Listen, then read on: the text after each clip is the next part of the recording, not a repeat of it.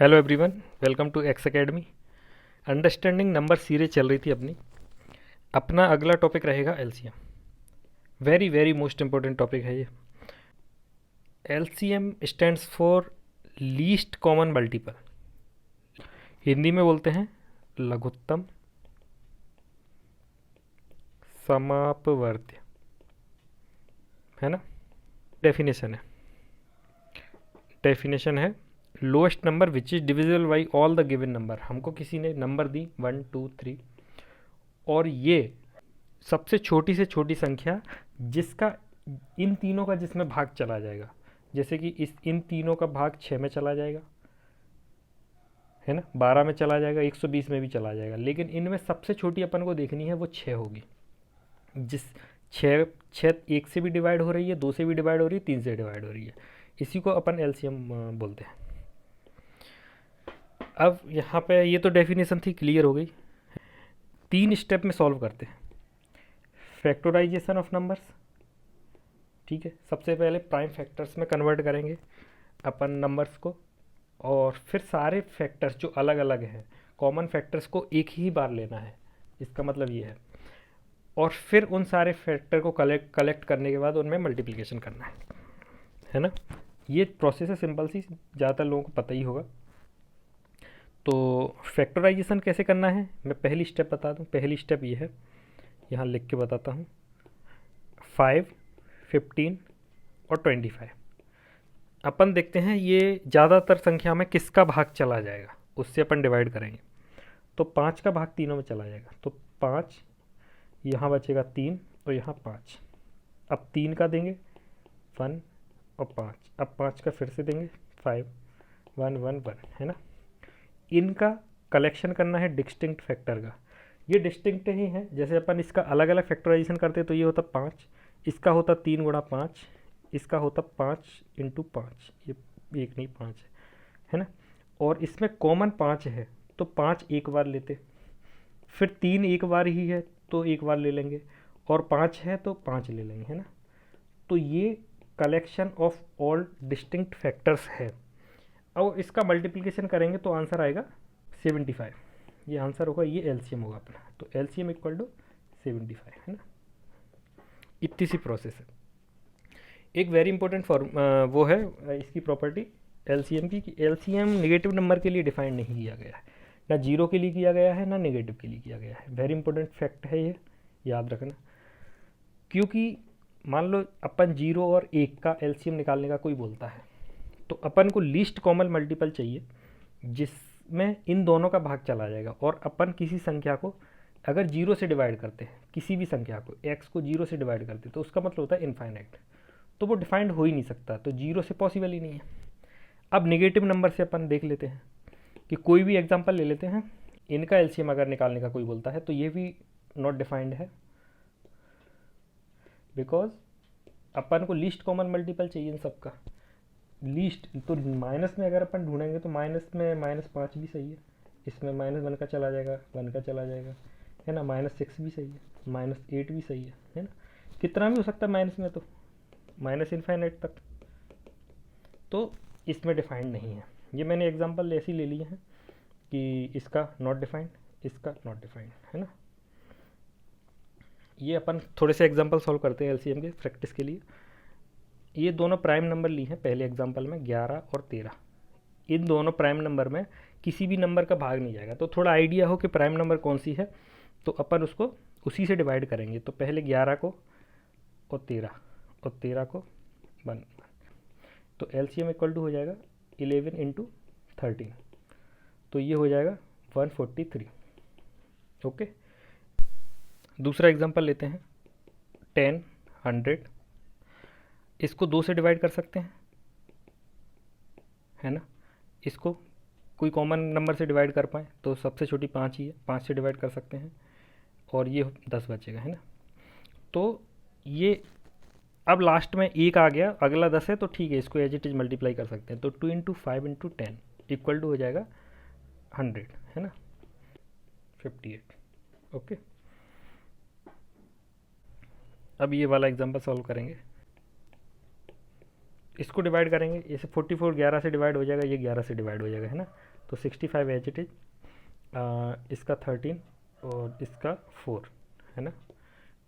13 से डिवाइड कर सकते हैं, 5 1 सॉरी और 4, है ना। 5 से डिवाइड करेंगे 1 1 और 4, इसका और ये पूरा मल्टीप्लिकेशन, तो 11 इंटू 13 इंटू 5 इंटू 4, है ना।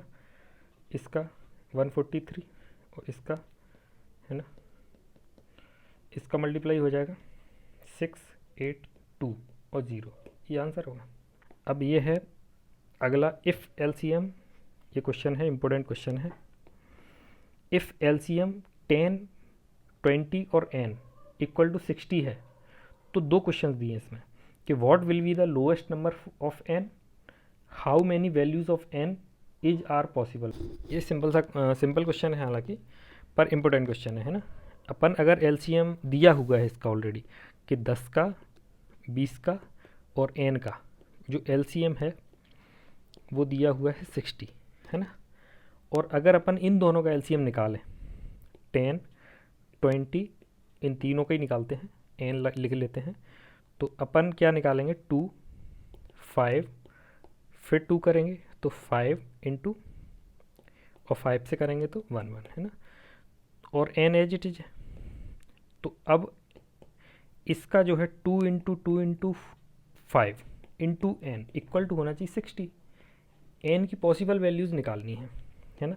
तो n equal to 60 upon 20, 3, n की वैल्यू आ गई 3, है ना।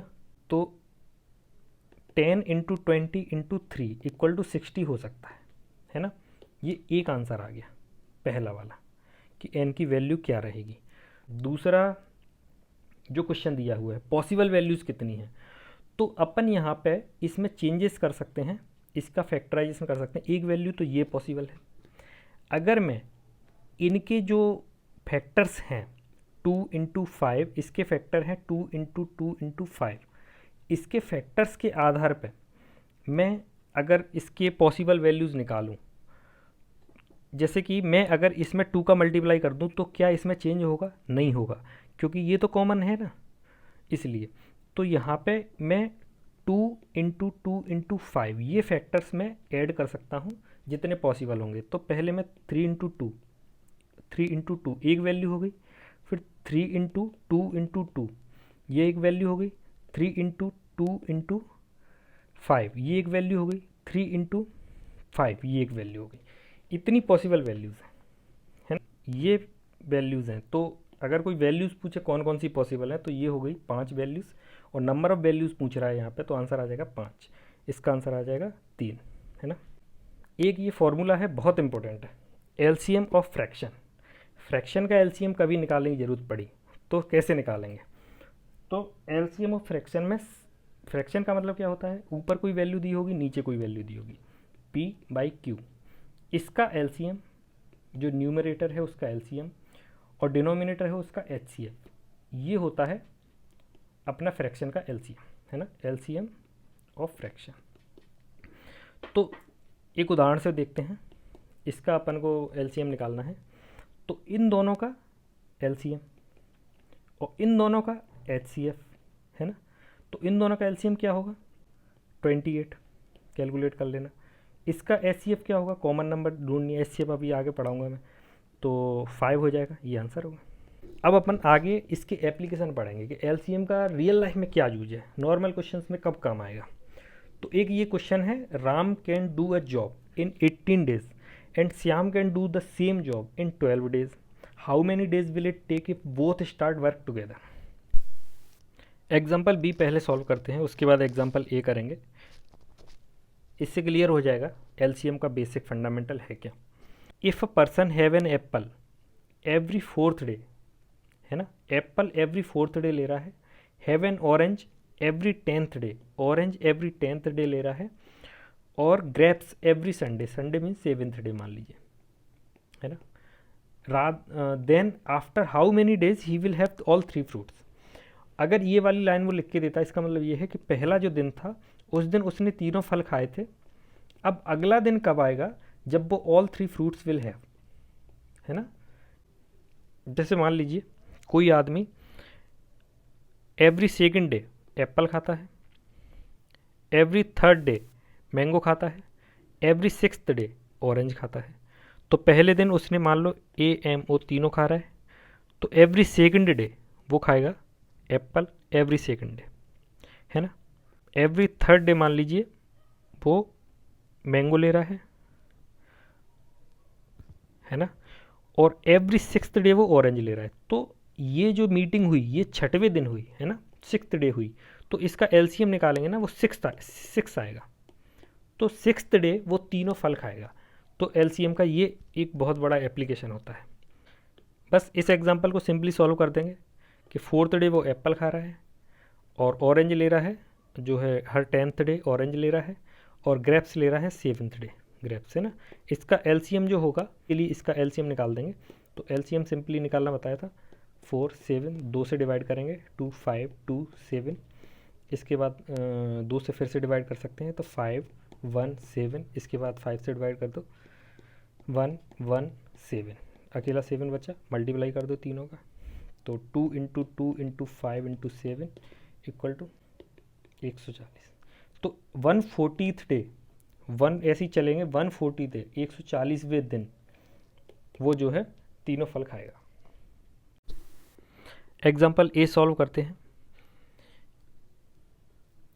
वैसे तो टाइम एंड वर्क का एग्जाम्पल है ये, लेकिन अपन को इसको LCM मेथड से सॉल्व करना सीखना है ना। तो Ram can do a job in 18 days, Ram किसी काम को 18 दिन में करता है, and Shyam can do the same job in 12 days, है ना। श्याम उसी काम को, सेम जॉब को, उसी काम को 12 दिन में करता है। How many days it will take if both start work together, अगर दोनों एक साथ काम शुरू करते हैं तो कितने दिन में काम फिनिश होगा। काम कितना है नहीं पता, मान लो कोई X काम है ना, X काम है और राम 18 दिन में इस काम को करता है, श्याम 12 दिन में इस काम को करता है। तो ये काम कितना है, तो इसको एज्यूम करना है। तो X की जगह अपन अगर LCM से जो वैल्यू रखेंगे, मान लो 18 और 12, इससे जो निकलेगा इसका LCM होगा कितना, 36, है ना। तो इसको अपन 36 यूनिट काम मान लेंगे, है ना। तो मान लो 36 यूनिट काम है टोटल, और इस काम को राम करता है 18 दिन में, श्याम करता है 12 दिन में। तो राम 18 दिन में 36 यूनिट काम करता है, एक दिन में कितनी यूनिट करेगा, 36/18, मतलब 2 यूनिट। और श्याम उसी काम को 12 दिन में 36 यूनिट काम करता है, तो एक दिन में श्याम कितना करेगा, 3 यूनिट, है ना। क्वेश्चन ये पूछ रहा है कि अगर दोनों एक साथ काम करना स्टार्ट करते हैं, both start work together, Ram plus Shyam, अगर दोनों एक साथ वर्क स्टार्ट करते हैं तो वो कितने दिन में काम फिनिश करेंगे। काम है 36 यूनिट, कितना, 36, और एक दिन में वो कितने यूनिट कर पा रहे हैं, एक दिन में कर पा रहे हैं 2 + 5, दोनों का, राम 2 दिन में, श्याम 3 दिन में, सॉरी 3 दिन में, है ना। तो दोनों एक दिन में टोटल कर रहे हैं 5 यूनिट काम, है ना। और 36 यूनिट टोटल काम करना है, तो कितने दिन में कर पाएंगे, तो 36 / 5, इतने दिन में दोनों मिलके, मतलब 7 1/5, इतने दिन में दोनों मिलके उस काम को फिनिश कर देंगे। ये है आंसर। LCM यहाँ पे समाप्त होता है, और हमारा प्रयास अगर सही लग रहा है तो कृपया YouTube पे सब्सक्राइब करें, इससे हमें मोटिवेशन मिलेगा। और ये जो मैं पढ़ा रहा हूँ उसकी PDF और DPP मैं टेलीग्राम ग्रुप पे अपलोड कर दूँगा। टेलीग्राम ग्रुप, ये लिंक है, और आप टेलीग्राम पे X-ACAD सर्च कर लेना, ये मिल जाएगा, ये लोगो देख लेना। और मैं PDF अपलोड कर रहा हूँ वहाँ पे, तो PDF डाउनलोड करने के लिए, हमसे कनेक्ट रहने के लिए कृपया इसको भी फॉलो करें। Thank you.